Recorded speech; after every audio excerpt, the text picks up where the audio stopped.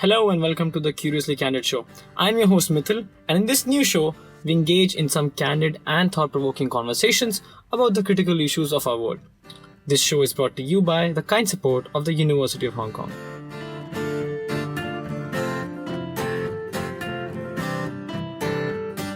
In today's episode, we are going to deconstruct the movement of Thailand. Thailand, as you might be aware, has been engulfed in a series of protests all across where young Thai students have taken it across the streets to oppose the monarchy and also demand for some democratic reforms. Our guest for today is a young Thai activist who, for the purpose of today's episode, chose to remain anonymous. So let's hear what he had to say.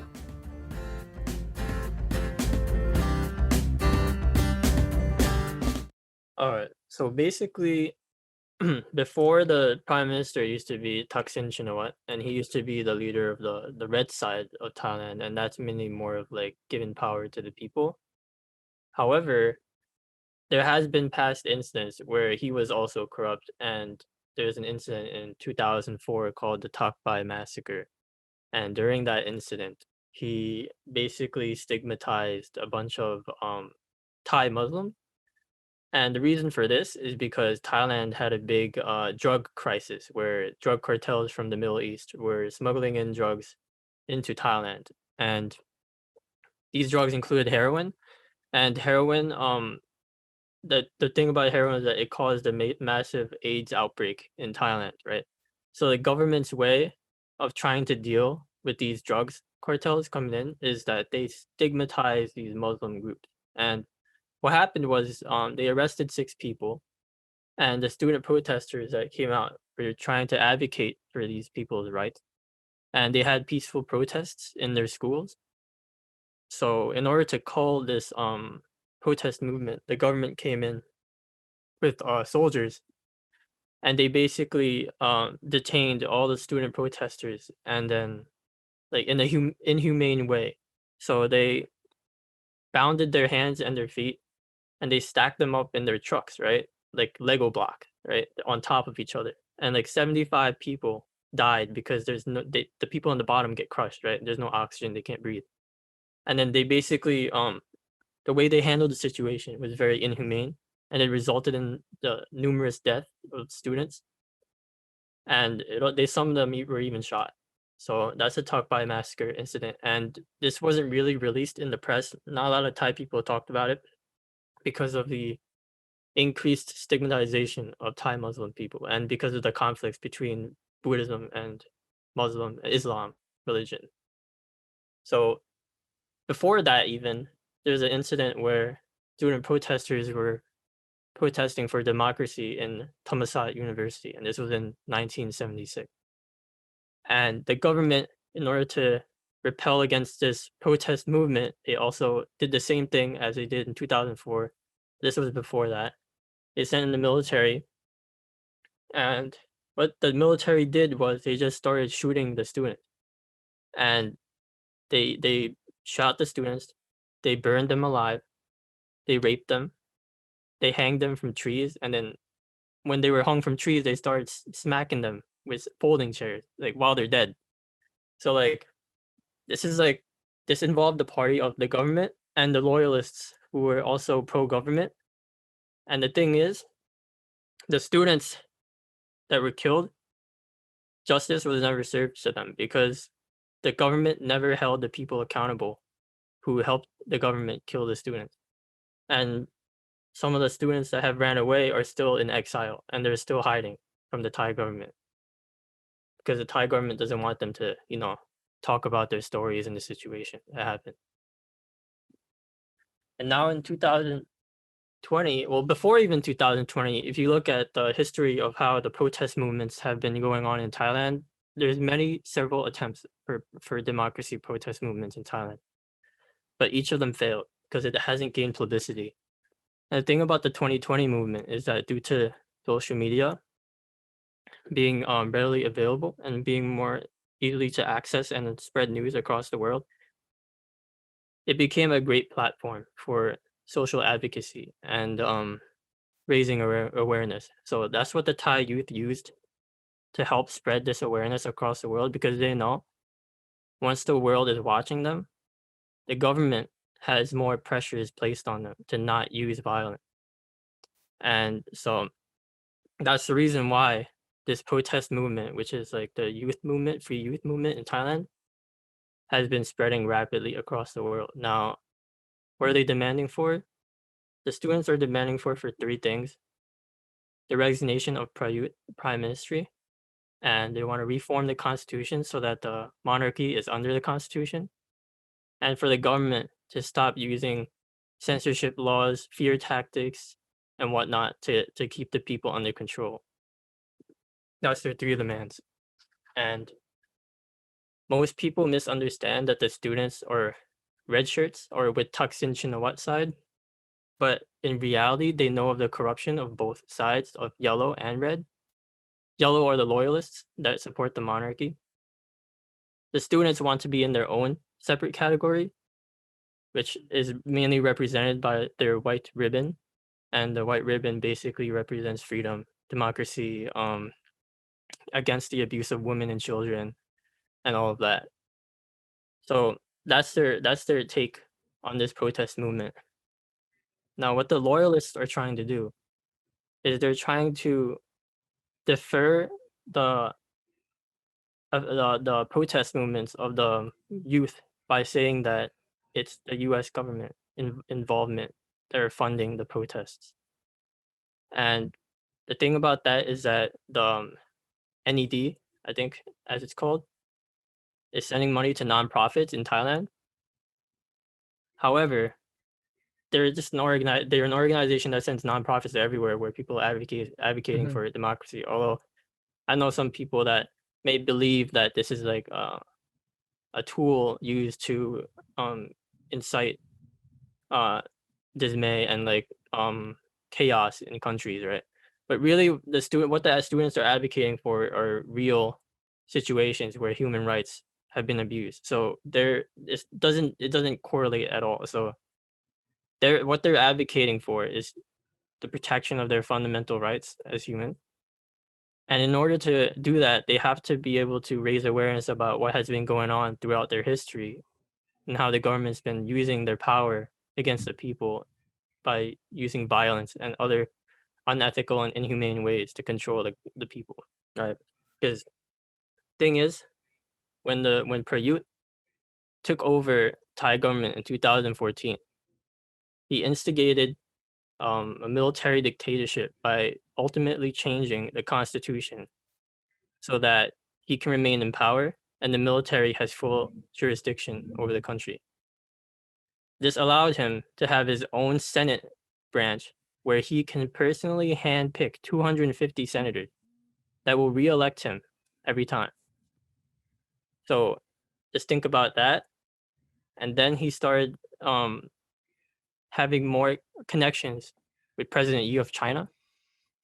And President Yi, he's like involved with the Communist Yeah. Party, right?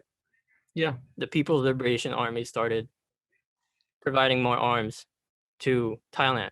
They had deals with tanks, they had deals with weapons, ammunition, and Thailand, I'm pretty sure, bought 2 or 3 submarines from China, and they have no reason to buy a submarine. Literally, they have no reason. And after that, you start getting into the question about the monarchy, right?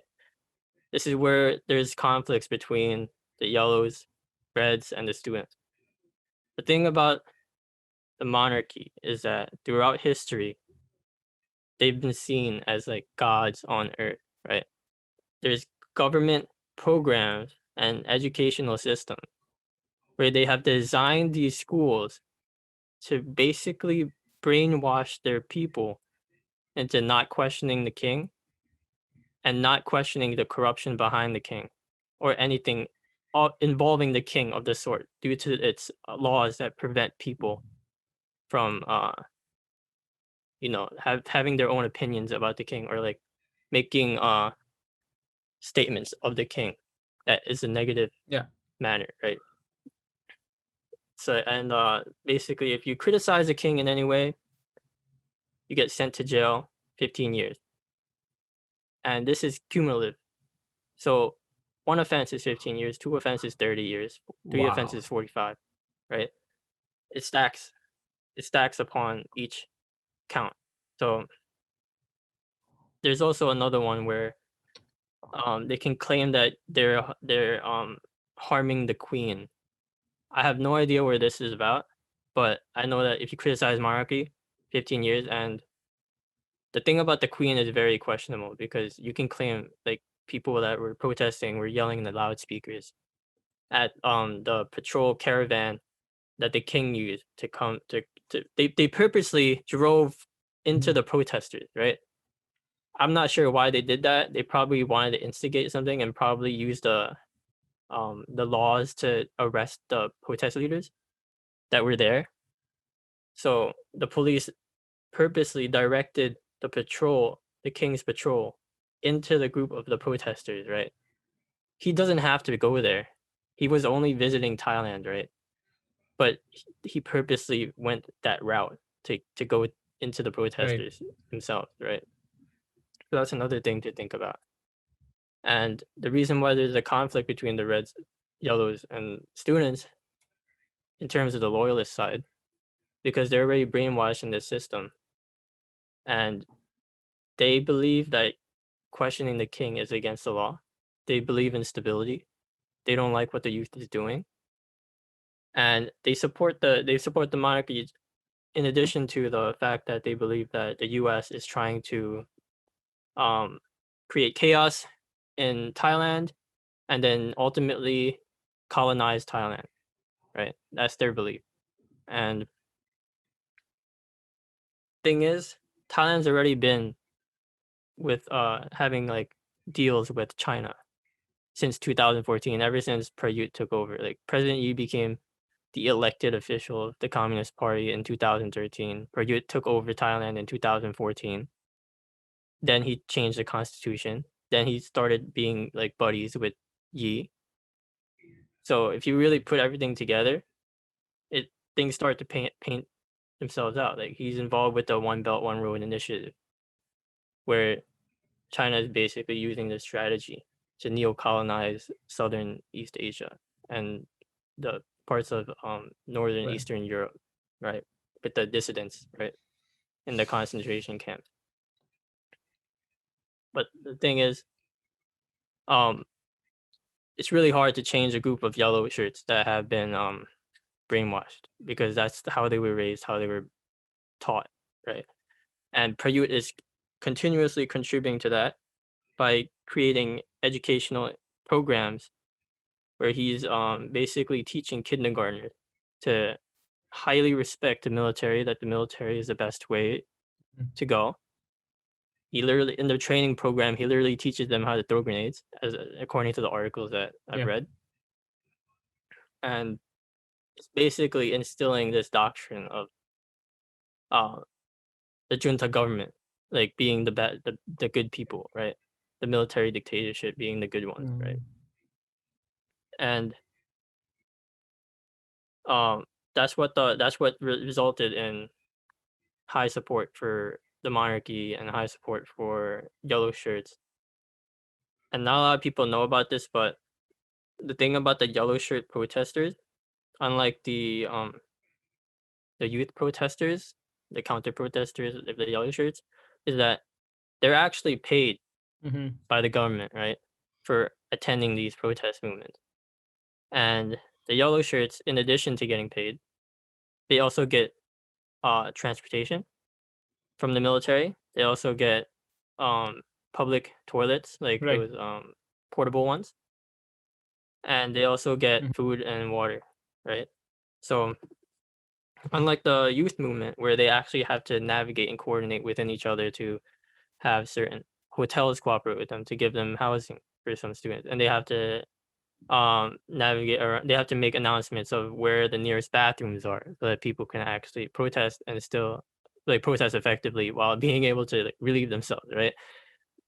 And they also are contributing with the rising economy for these street vendors, and these street vendors are like thriving right now because before they would get taxed based on where they are vending Mhm. on the property, right?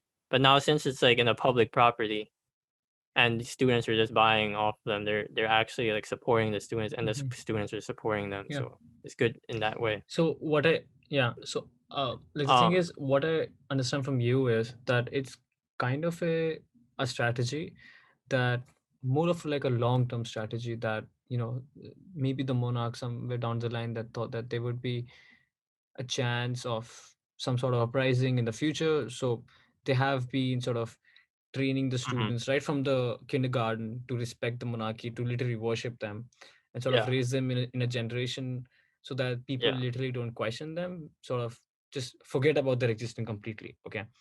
And but I Yeah.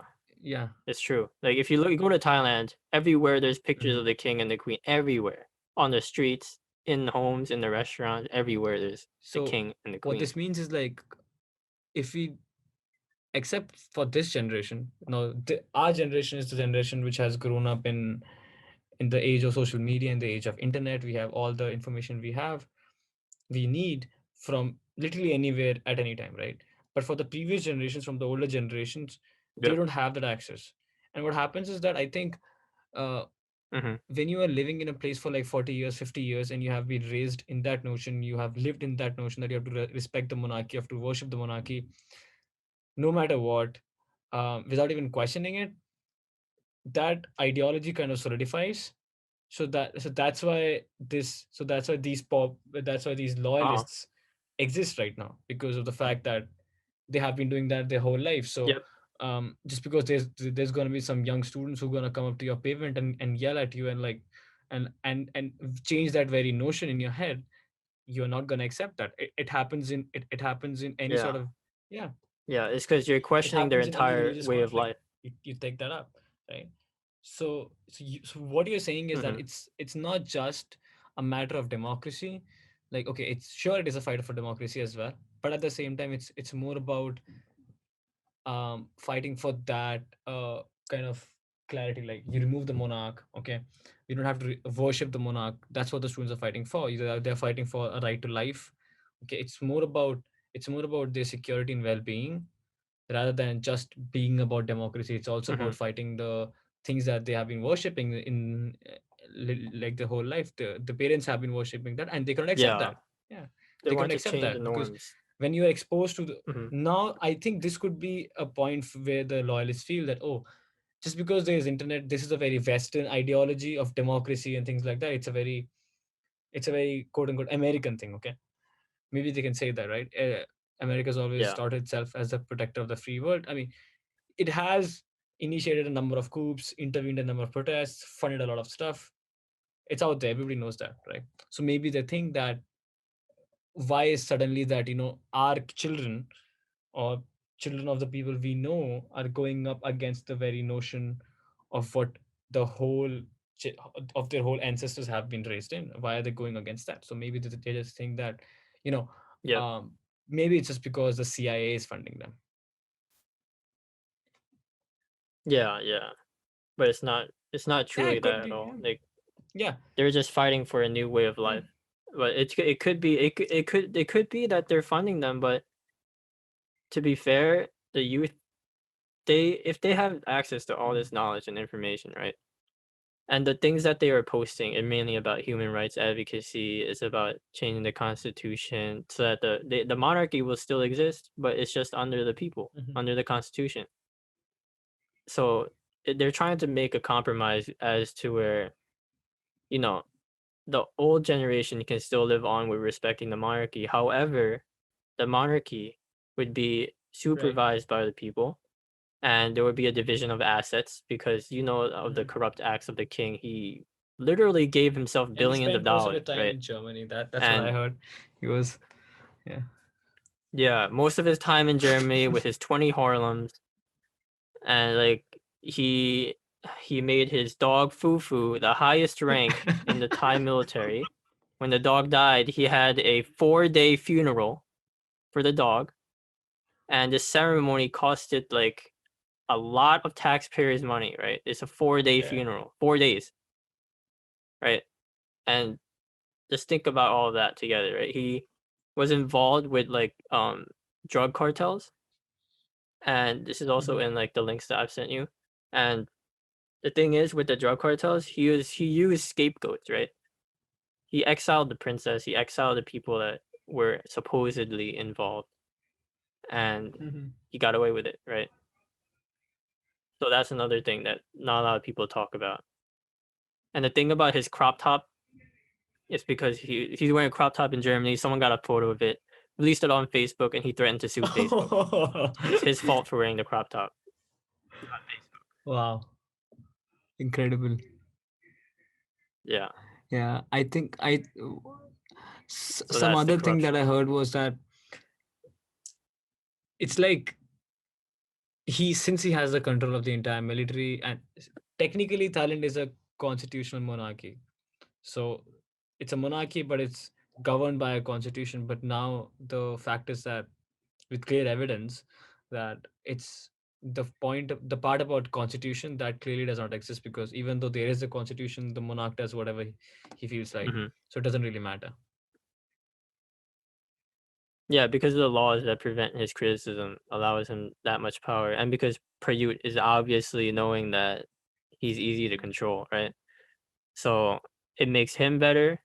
It makes the monarchy the more powerful the monarchy is, the more powerful Hmm. Prayut is. And as a result, the whole, like, it's like a So loop. Like, the monarchy funds the military, and the military protects yeah, the monarchy. So in any case, the monarchy feels like it's not satisfied with the elected government, it can just stage a coup. And that's what's happened. That's yeah, what's been happening since like a lot of years. Like, I was noticing, I read somewhere that Thailand had like around, I don't know, 10 coups. Like, coups keep happening. yeah. Yeah, just like They have coups a lot of keep coups. happening like every 5 6 years, just like that. Yeah, it's not even just the It's students the that are doing military. the coups too. Yeah. It's the military attacking the military, the police attacking the military, the military attacking the police. It's like a bunch of like all this corruptive political agendas that the youth aren't even involved in, right? But they end up getting dragged into it. And now they're basically done with that. They just want a system that actually functions properly without having to people overthrow each other every single like Of course, few yeah. months. You know what I mean? Or like a few years. But then it's a very contradicting opinion as well, right? Okay, think about it. So the loyalists argue that the monarchy brings them stability, and the students argue that just because of this whole existence of monarchy and his overreaching powers, he is able to control the military in such a way that the whole stability is destroyed. Hmm. So they both are saying Yeah. that what they're fighting for is going to bring stability. The loyalists also say that it's going to bring stability, but then where do the ends meet? Yeah, because the loyalists mainly say that, how is Thailand supposed to be Thailand without the king, right? But the youth see it as Thailand is Thailand because of its people, not because of the monarchy. That's how you see it. Not because like Thailand only exists because there's a king of Thailand that protected Thailand throughout the years, right? But honestly, like if you really look into history of Thailand, one of the kings that went to war with Burma, right, to protect Thailand Mhm. against the Burmese invasion, right? When he won that war, he went insane and started killing his people, right? And he actually got killed by Thai people. So it's contradictory too. Yeah, because the argument that I've heard from the other side is that, mostly online, is that the protests bring is that, like, I think for in the last 2 decades, from 2000, for almost a solid 10, 20, 10, 15 years, there have been protests, and those protests have only brought down the economy of Thailand. So that if there is more protests right now, especially after the pandemic, where the whole economy is pretty much messed up, it's only gonna hamper the whole country's stability right now, which not very stable, but even deteriorated further than what the pandemic could do the damage, right? So the argument is that, you know what, if the protests keep going on, if they keep fighting for this, it's gonna only hamper Thailand's economy, and it's no good for anybody. So there should be no protests. That's what I've noticed. Mm. Yeah, but you know, if it's either you Mhm, sacrifice the economy or you sacrifice the mhm, futures of the youth, right? And for the youth side, they prefer they value their futures and their lifestyles and their freedoms more heavily than the economy of Thailand. And the thing about the economy of Thailand is that it's already Yeah. like bad already, even without the youth protesting, because due to the COVID. The thing about corruption in Thailand is that no businesses ever come up with anything like fundamental or like innovative enough to bring wealth to Thailand, because the thing about corruption is that it's very uninnovative, right? And Thailand has been a country that has been focusing on tourism throughout its entire Yeah. like history. Once it became more popular to the Westerners and the Absolutely. Yeah. Europeans and Chinese, right? So it's gotten to a point where incarceration rates were so high in these prisons that they've turned the prisons into resorts, right? They just transform the prison to resorts, and the prisoners become workers. Or they can do option number two, which is turn the prisons into a tourist attraction where people can come in and fight the prisoners Wow. in Muay Thai fights, or buy goods that are made by the prisoners. So that's the thing. And then like what is it? One of these tourist attractions, Phuket, used to be uh in prison too, Phuket. But now it's a tourist attraction. Right. They Right. transformed the entire thing and it became a successful tourist industry, right? So Thailand, because of corruption, has been primarily investing in tourism and in nothing else, right? It's 75, like it depends on that. Depends on tourism, like, and it decreased by 75% of income due to COVID-19. And this is like the perfect time for these students to be protesting, because the economy's down. People will want change. If they're attacking the economy, if students are indirectly affecting the economy, it will stir more politicians to advocate for change and get Purdue out of the system, right?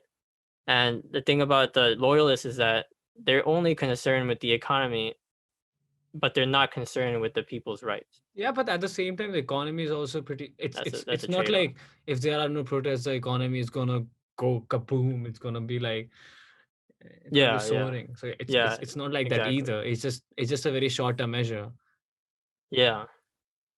It makes sense. It Hmm. makes sense because I I think agree. the timing of choosing the protest when the pandemic declined but affected the economy was that the economy, as you said, the economy is already down. So why not just do it right now? Because this is kind of a window to do it. Yeah, I agree with that. Like the only thing that's been innovative with Thailand, to be honest, is their like instant ramen industry and their like supplemental industry. But you never see anything about Thailand where it's like talking about innovative companies like Sony, right? Or like Samsung, right? There's nothing involved with that at all, because the money's directly being invested into all these programs where it's advocating for more tourism.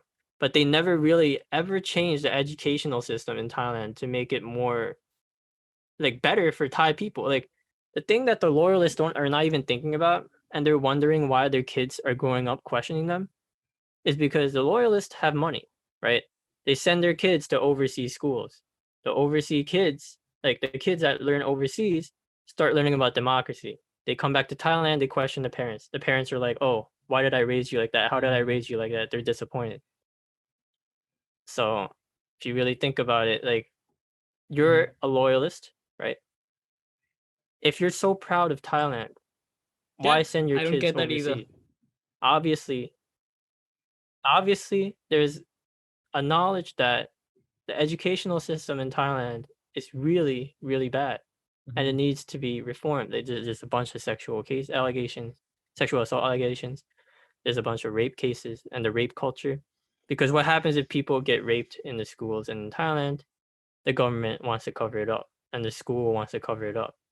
They don't actually bring it out so that these people are charged. They would rather cover it up so that no one questions the Makes system. sense. Yeah. And they're heavily underfunded, like these schools. Like, that's why there's mainly like universities where it's funded by Christian societies and stuff like that. And they're more of like they have more affiliations with other on schools, other schools from outside of Thailand with exchange programs. But there's a lot of schools, especially elementary schools, middle schools, high schools, that are really, really poor. Like I've actually been to Thailand, and I personally went to these schools to like try to learn Thai there and experience what it's like to be in these schools. And the thing is, you cannot go to the bathroom and feel safe because there's snakes in the toilet. Okay, and I had to like run away from a snake before. And these are like the really poor schools. Like they it's really bad. It's actually like really sad how these kids are like learning. There's like there's not enough teachers. There's too many kids. The bathroom is horribly like conditioned. Like it's not safe for kids. Yeah. But yeah, that's basically that side of the So, school system in Thailand, and including that they get like, brainwashed. you just mentioned about the tourism part and the loyalists, especially the government focusing a lot on tourism and like heavily investing in that, and also Thailand basically depending on the tourism itself, right? So could that be a concern for the loyalists as well, that since Thailand is majorly dependent on tourism, having these protests is gonna only damage the image of Thailand in front of the whole world? So yeah, no matter what the monarch is doing, leave that, keep that aside. That's a very internal issue of Thailand. But having these protests, it's only gonna damage the image of Thailand in the world. So the tourism is gonna take a hit, and hence the economy. So hence, no protests. Mhm. Yep. Yeah, I agree. It's gonna have a effect where tourists are most likely going to be less interested in going to Thailand because they know tourism supports the government of Thailand mostly.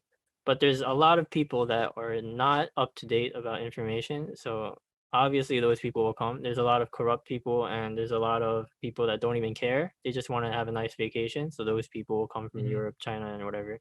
What I understand from this is that people have the sentiment in their heads that possibly because of this whole foreign influence, because of these whole Chinese corporations also establishing their presence in Thailand as well, which is mainly powered by the um, jurisdiction given by the monarch itself. So they also feel that since the youth is also aware about what's possible outside of the world, outside of Thailand, in capitalist countries like America, so they are aware of what else is possible. So now they want this to change in Thailand because they feel that having a government, having a government which is elected by the people completely, and also has control over the whole trade system, which puts the interests of the Thai people first, it's more important than the current system. So that's why Hmm. they're fighting for it. And I think that's also one aspect of the whole struggle of Thailand. Yeah, I agree. And the thing is, they know that even if their three demands are met, they're going to have to continuously fight because there's corrupted people that are in positions of power that are not going to be um accounted for, right? And they're all influenced by the Chinese government. They're influenced by Prayut. They're Mhm. influenced by the king, right?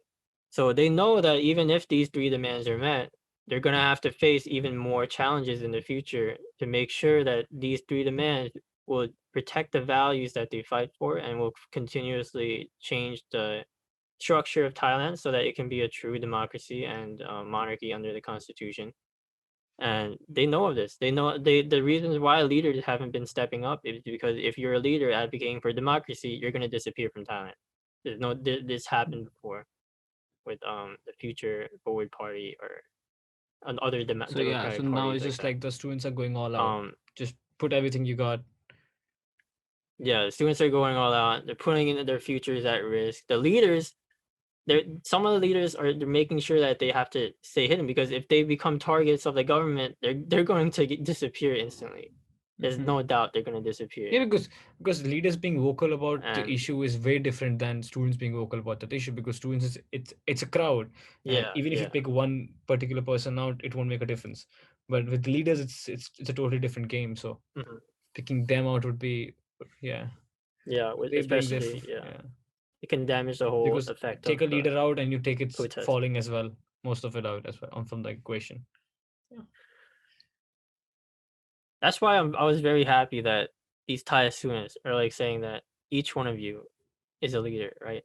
And even though these leaders get captured, each one of these students are raising awareness about these leaders getting captured, their human rights being abused and violated, and then they end up getting released because of the other world entities are they're also being involved in this and pointing out that Thailand is mistreating their people, right?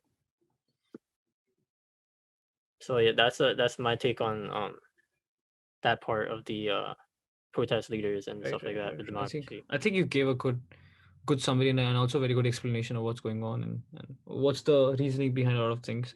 What I feel is that it's a very complex situation. You cannot really narrow it down to just one or two factors or even a dozen factors. It's very multi-layered, and it goes a lot deep than what we think it is, right? And I completely understand, because there are some things which even you who but you're Thai, but you're not in Thailand right now. So people who are in Thailand know Mhm, about, which you might not be aware about, I might not be aware about, because some things just like get limited to that very narrow scope, but which might be huge as well, but we just don't know about it. So mhm. it's just it's a constant struggle of trying to understand what's going on and what resources can we utilize to really spread the awareness about it. And also, because what happens is that, in media, how it works is there's a lot of selective reporting. Okay, even I didn't know about a lot of, it's very biased Yeah, as it's well. very biased. um Even if you discount the bias part, it's very selective. You don't ever get to know the full picture of what's going on. And especially in Thailand's case, all I saw was like pro democracy protests.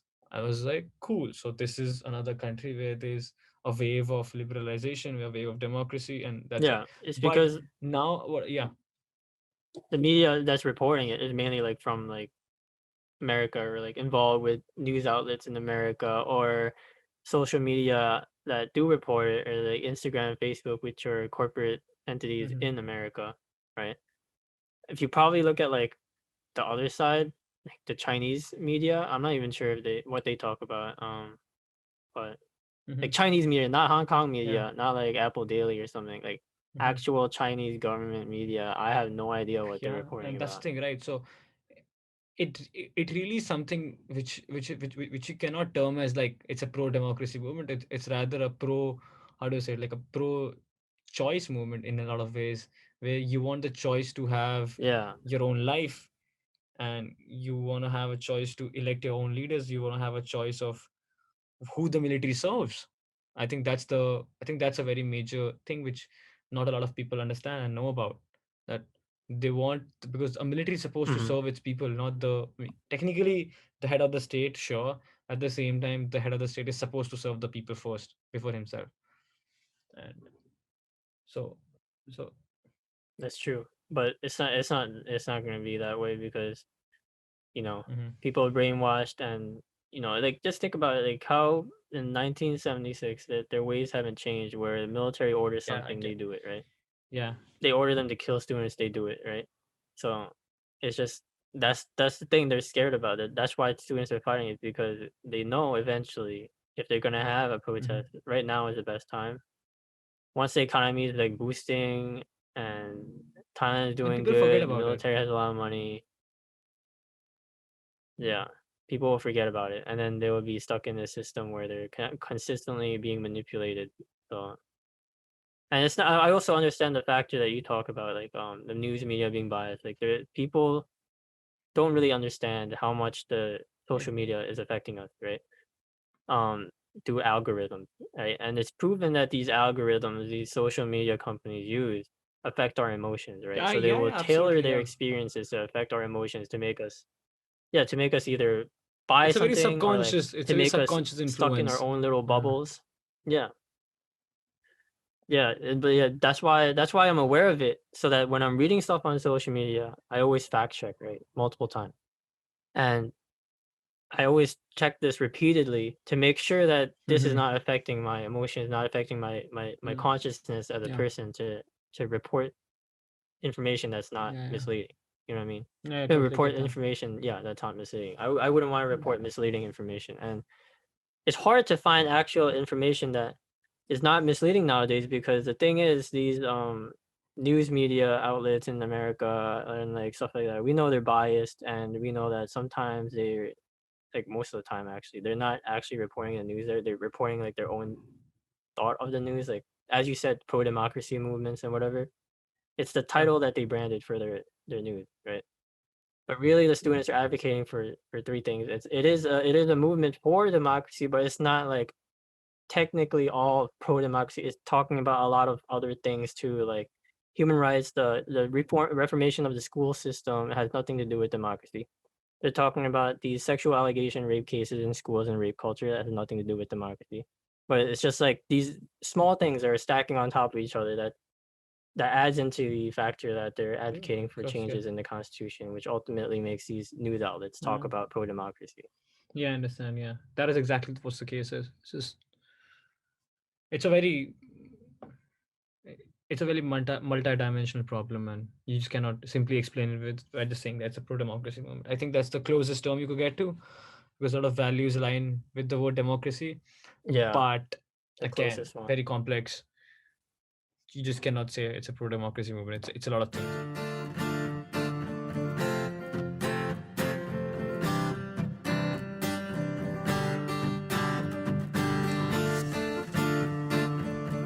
So after having my conversation with them, I realized something. That the whole movement in Thailand, it's not just about seeking democracy or seeking more rights or seeking the monarchy to step down. It's a very complex and intertwined problem where both the camps who support the government as well as those who oppose the government, especially the monarch, they both clash. And it's sort of a very difficult compromise to reach, because on one hand, what the students and what the young protesters say is the fact that these extended years of monarchy have only destroyed Thailand.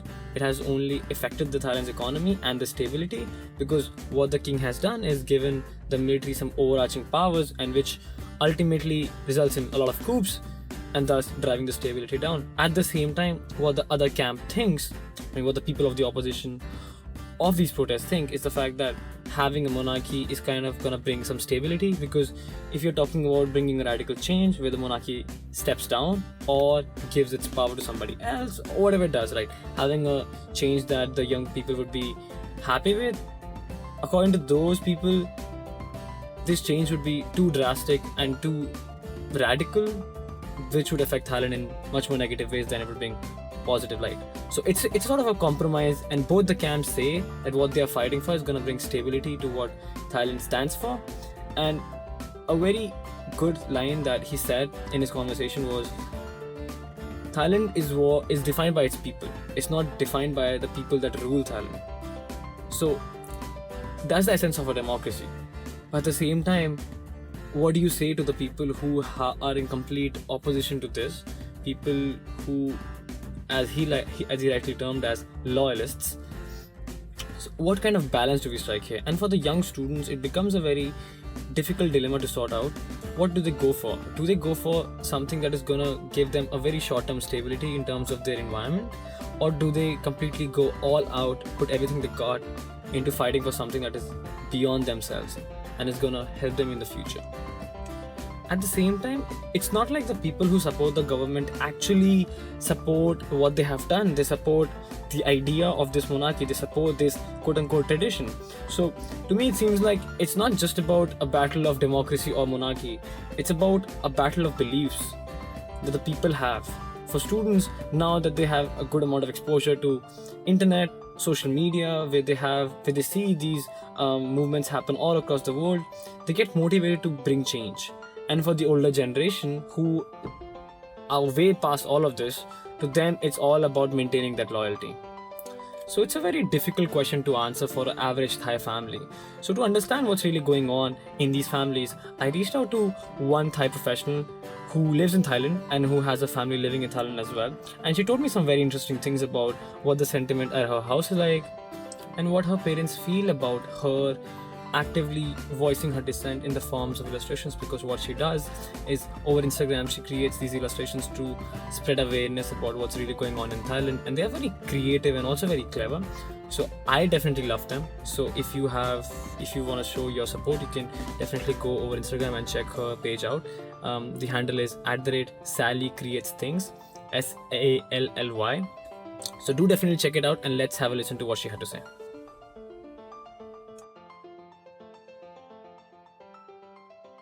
Yeah, I'm from like a conservative family, and getting into all of this protest and mob isn't something that my family would like me to do.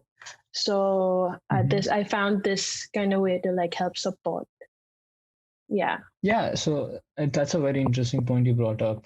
I was going to ask you about what is the general, let's say, feeling, or I would say the notion that goes in your family about what do they overall believe in? Are you like family pro government, or are they the pro democracy movement, or they're kind of stuck in the middle? And but to protect you, they chose to restrict you from doing all that stuff. Just give me an idea of how it works in your family. They support the democracy idea, but they don't see it happening because the monarchy is very, very powerful, and they know that. So like you said, they're trying to protect me. So they kind of like limit me in what I can do, which is good. Because then I wouldn't, maybe I wouldn't be here talking to you, So so they support the 3 demands thing, but they know they've been here very long, like, right, and then they know how it works here, and they know that if like if I step out even a bit, it's not good for me or for them or like for anybody. Yeah. So I see. So yeah. Go on. I was gonna say it's not just me like this. So I used to work with like another creative person, and he's like I used to intern at his studio, and he recently reached out. He's like, "Oh, I like what you're doing. I really support it, and we have the same ideas. But just because he's like very, very popular, and his family is like pro-government, he can't openly do it either. So even he has like his own like personal account that he's supporting this. So a lot of cases like me, like him. Yeah.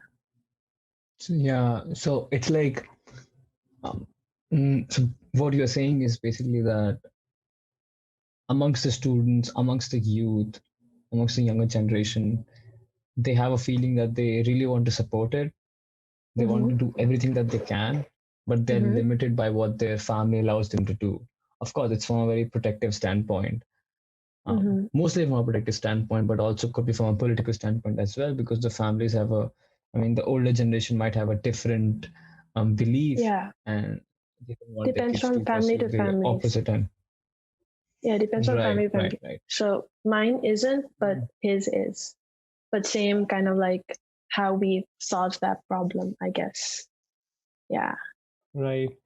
So, but then, do your parents, like, does your family, what do they feel about you making these illustrations over Instagram, and you like going out and expressing your views in this format? What do they feel about that?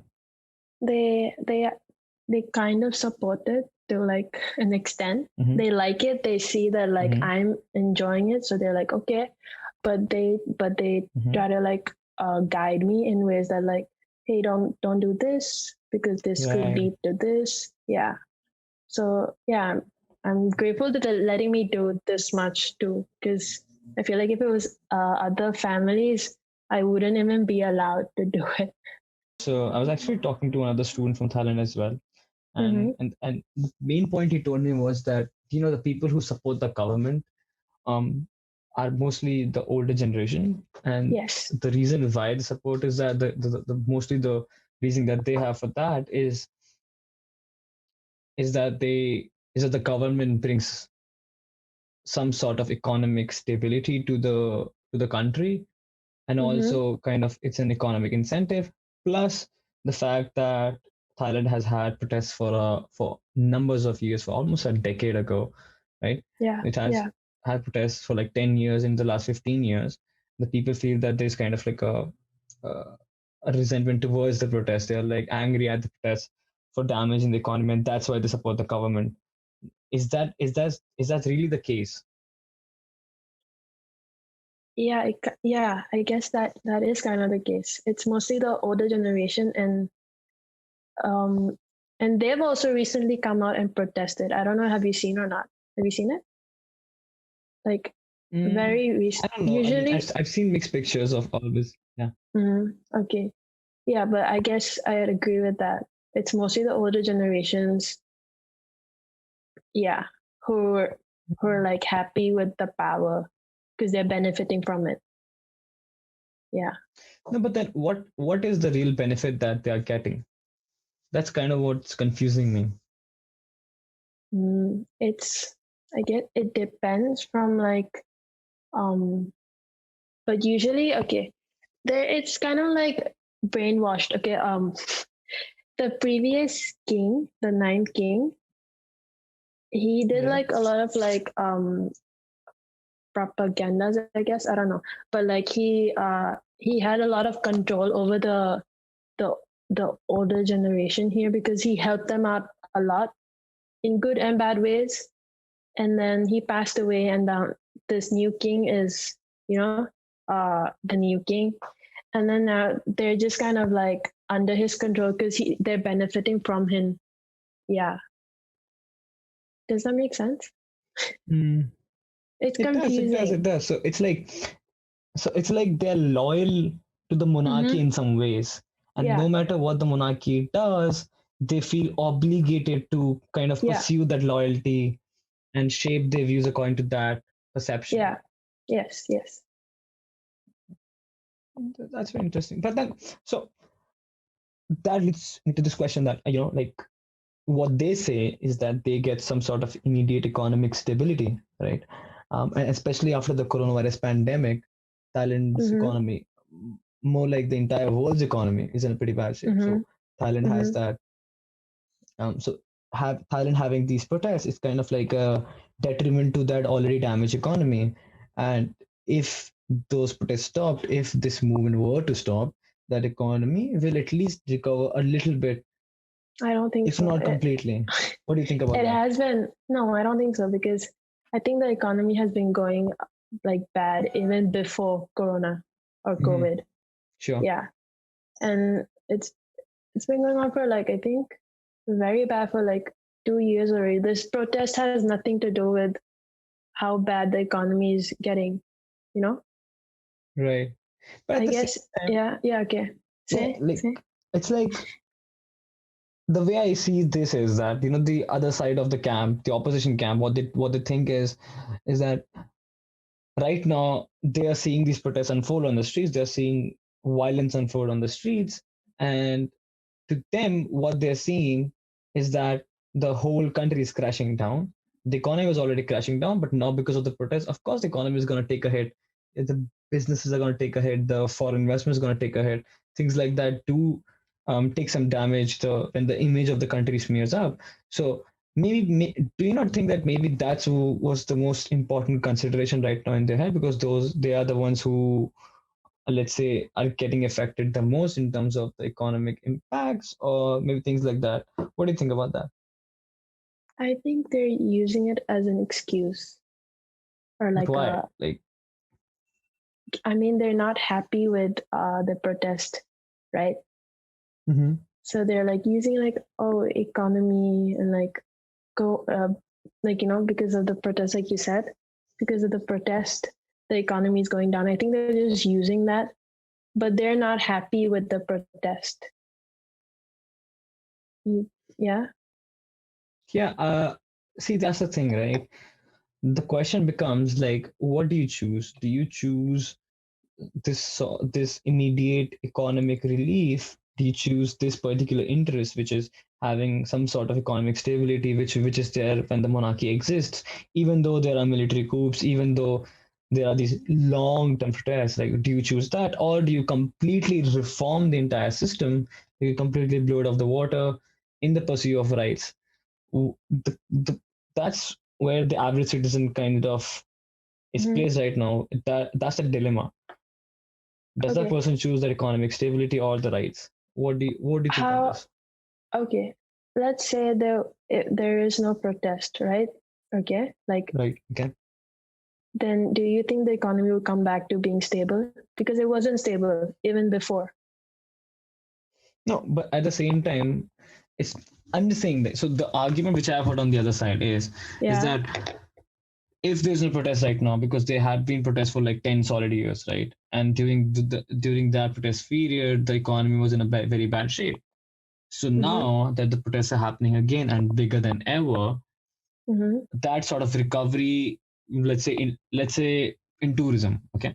So that sort Yeah. of let's say when if I am a tourist, okay, and if I see the streets of Thailand burning, okay, for me, I just want to have a nice 1 week vacation in Thailand, okay, but seeing that happen, I might not be interested in going to Thailand, right? Yeah. So my interest is lost that way, and I think so that sector, let's say for example tourism taking a hit, if the Thailand government is trying to open up its borders now after the pandemic, in that case, that way, that small recovery which might Yeah. happen, okay, Uh-huh. after the pandemic, now the pandemic slowing down after the pandemic, that small recovery now that might not happen because of these protests, right? So that Mm-hmm. might be a point of view from them. They're like, oh, maybe that recovery won't happen because these protests are going on. Maybe at least that recovery would have happened first, and then we could have thought about, oh, maybe rights are important and things like that. If you say about the tourism, I think the protest is very controlled. I think. Mm-hmm. It's they they're very like they have how do you say, they have like a fixed, like where we go only this time and like specific times, like it's very controlled. So I think that I get what you're saying, like in terms of tourism, but I think Yeah, it, yeah. it I'm just won't. like, it's just Yeah. what I've heard from the other side, right? Mm-hmm. And so, okay. So according to you, it's just like the main reason why the other side like is the other side is because they are just loyal to the monarchies, because they have seen like if because they have like they've experienced either propaganda or some actually good benefits from the previous kings, so they're kind of loyal to them, and that's the main driving factor, not economy at all. Might be economy, but I, like I said, the economy was bad even Right. before COVID or like these protests. And yeah, Yeah. but I So like, guess like you said, there's mhm, good and bad. Like there's both sides to everything. Yeah. What were you sure. saying? Yeah. So it's like for you, if I say that Mm-hmm. if I give you a situation that you have now the power to, let's say, stop the protests right now, and Thailand now goes back to being normal, sort of, okay, and Mm-hmm. you have some sort of immediate economic stability which comes along with that. So what would you prefer? Would you prefer having the right to choice, or the other rights that you guys are asking for?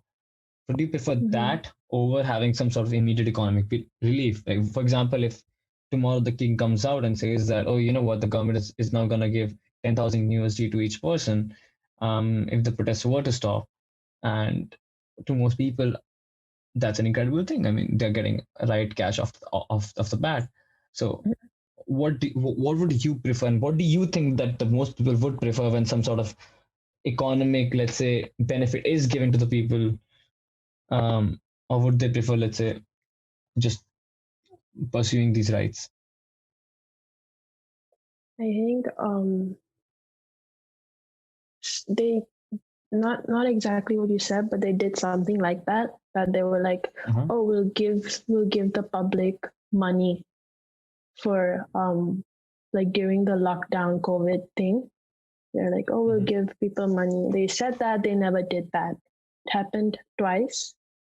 And besides that, I think for me personally, I think um, rights, asking for rights should be like, it is more important for me, because I think in the long term, Mhm. this will help out more, because yeah, economy stability is like necessary, but also how can you how can you, what do you say? I can't think of the word. I can think of it in Thai. Um, how It's okay. I kind of get your point. kind of, you get my point? Yeah. Okay. Yeah, so your argument is basically that, no matter what the short-term economic benefits that Thai government may give or will give, okay, Yeah. the pursuit of rights is going to work out in the favor of the people of Thailand in the long run anyway. So why settle for this short-term benefits? Is that correct? Yeah. Yeah. And I guess many people would disagree, because I mean money, right? But Yeah, of course. that's just what I see, or I think. Hmm. Yeah. So so let's say, like, for example, like at the end of the day, okay, you go about living Mm-hmm. your life, you go to work, you have a social life, and you Mm-hmm. have friends, you have family, you can talk about whatever you want, let's say, to them. Okay. So my question is like, why sort of choose to change that order? Okay. Change that sort of set order, that especially when you know that it will only greatly impact the normal life that you have and possibly change it forever. I'm talking in terms of protest. Like, why Mm-hmm. sort of change that sort of settled and stable life that you had before and choose this life where you're actually actively going out and protesting, which is also greatly impacting your normal day-to-day activities and uh, just just the How do you entire know? entire environment. How do you know the stable life you have right now is good? You know, No, no, no. like. It's like, yeah, sure. I mean, I'm not saying that it's Uh-huh. amazing or it's like terribly bad. I'm just saying, like, you have that set order, right? Uh-huh. As humans, we love safety. Okay, so right now you must be in a life which is like sort of relatively, let's say, stable. Might not be Mm-hmm. incredibly amazing, but it's stable, right? It has a fixed level. It revolves mostly Mm-hmm. around that level. Okay, but you engaging in these protests, like everybody engaging in these protests, that level is now gone. So, and it could be better, it could be bad, right? It could be terribly bad for sure. Okay, Mm-hmm. so like, So why do it? what makes you do that? Yeah, why do it? Okay. For me, why do I do it? It's kind of like to spread the news about it and to like support. It might not affect me that much as other people would, because I, like you said, I do have like a stable routine, let's say, right? And Yeah. but like other people don't, and to like support that or like help out, I see myself doing illustrations basically. Yeah, so it's, I guess it's Yeah, less for me, it's more for others, but in the end, if they do win, I will benefit, you know. yeah, Yeah. totally. It's like there's like so much uncertainty and also there's so much fear, and then Yeah, do everybody's I coming have, together. Like, yeah, yeah. I was gonna ask, if do you think there would be a change by doing all of Oh, me this? personally, Yeah. to be honest, after talking to another student I spoke to, right, Mm-hmm. I think that the only way to actually have change, we can pick up any history book, read anywhere. Always, change Mm-hmm. never comes for free. Okay, and if you really want Yeah. something that you desire, especially if it's freedom, if it's democracy, it's gonna take a battle. It's not, and it's not Yeah. an easy task that you can just go up to the monarch and like, please hand it to me. It's not gonna work that Yeah. way. It never has. Yeah. So I can't say it will work, but if this won't work, then I don't know what will. Yeah. That's what I would say. No, just like, I have just one last question. Okay. Mm-hmm. why does the younger generation sort of feel that is so urgent to advocate for such a radical change, to change what you have existently completely, I think sort of um, remove it mhm, and establish a new complete sort of institution, complete new system? Why does the younger generation feel that it's so urgent that you have to do it right now? okay. It's not like a sudden thing. This idea has been going on for a long time, like you said, right? Mhm. But with the old king gone, the new king coming, and the government, and a lot of like the stories about the government and everything, they're brave. I think the younger generation is both brave, and then they're like, if it's not now, then it's never. Yeah. So it's not really sudden, but there. I think, have you seen those? There was a poster like all over. It was like, you fuck with the wrong generation. I think that that sums up. Yeah, Yeah. so like is it because like it sort of has been building up Yeah. amongst the people for a long time, but now Very long. you have internet, you have movements all across the world, Yeah. people Yeah. are getting inspired to take the change. Mhm. And yeah, this was, I think, and Yeah, the economy in a and bad shape. People were just like, you know what, fuck it. like I think you've heard, right, about the government, like the prime minister and then the new king, the stories about them. It's like they're doing stuff to like push the younger generation to like, you know, like challenging them, I feel. Yeah. Yeah, we can say that. Yeah. Yeah. What do you think? What do you think is going to happen? I think the younger generation is not going to give up, and neither does the monarchy or prime minister, right? I feel like they're the monarchy side, they're gonna like do something very harsh or like powerful. I don't know.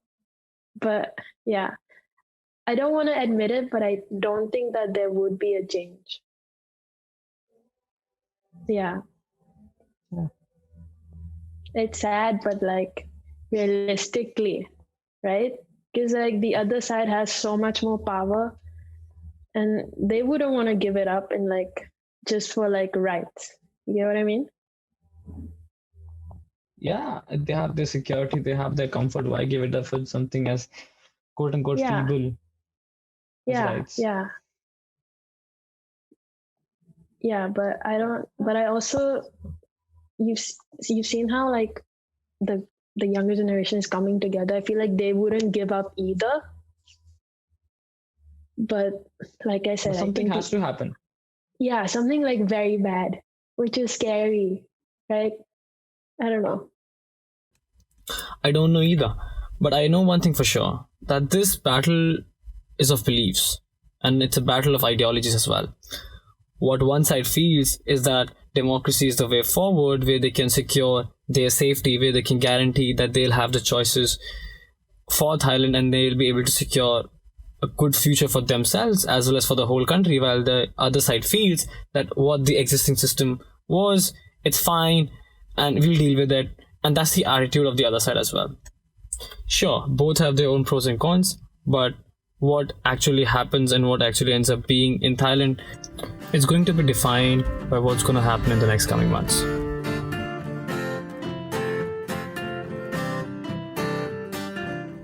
Thank you for listening to today's episode of the Curiously Candid Show. I'm your host Mithil, and I'll be back again with a new episode soon enough. Meanwhile, if you did enjoy listening to today's episode, then please do subscribe on whatever platforms you get your podcasts from. See you later. Bye for now.